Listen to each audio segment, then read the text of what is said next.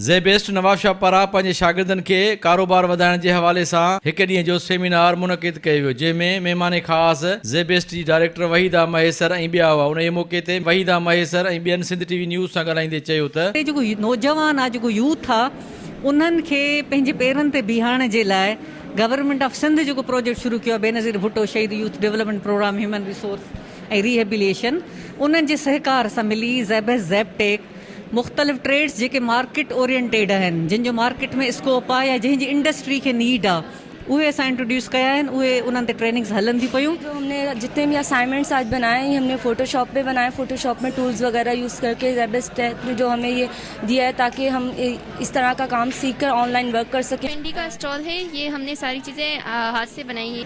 उन जे हवाले सां हींअर अॼु हिकिड़ो हिकु ॾींहुं जो ही जेको आहे सेमिनार रखियलु हुयो ऐं हिन में जेके असांजा जेके स्टूडेंट्स आहिनि BBSYDP जा जेके कैंडिडेट्स आहिनि, उहे हींअर पंहिंजी उहे डिस्प्ले कनि पिया उन्हनि शयुनि खे जेके उन्हनि 1 मंथ जे अंदरि जेकी ट्रेनिंग सिखी आहे।